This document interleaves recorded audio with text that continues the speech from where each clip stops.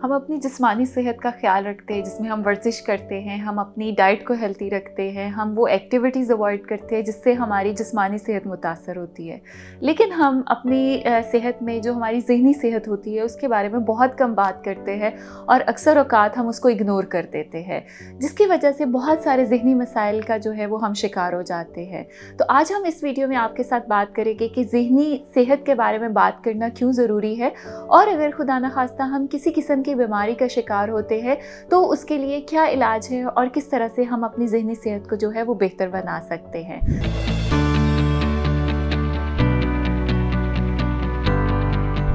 मेरा नाम आमना इफ्तिखार है और मैं एक माहिर नफ्सियात हूँ, या जिसको हम क्लिनिकल साइकोलॉजिस्ट बोलते हैं।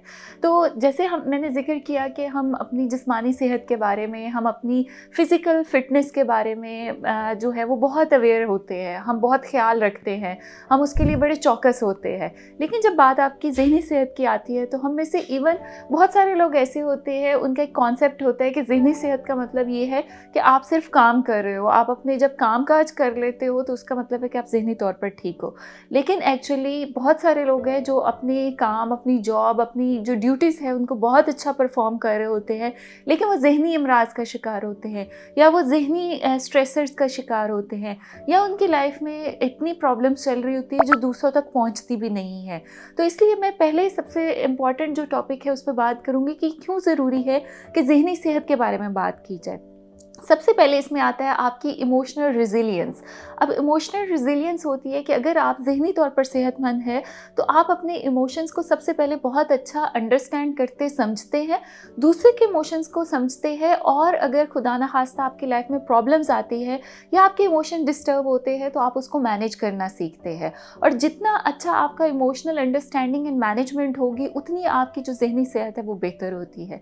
लगता है बाजार के खाने बहुत खाते हो। जी डॉक्टर साहब, मैं ये मेडिसिन प्रिस्क्राइब कर रहा हूँ, वो आप ले लेना। अब कोई भी मसला हो तो मरहम से डॉक्टर की ऑनलाइन कंसल्टेशन बुक करो, क्योंकि डॉक्टर से बात होगी अब घर पर। दूसरा, अगर आपकी ज़हनी सेहत अच्छी है तो आपके जो इंटरपर्सनल रिलेशंस होते हैं, जो आपके सोशल कॉन्टेक्ट्स होते हैं वो बहुत अच्छे होते हैं।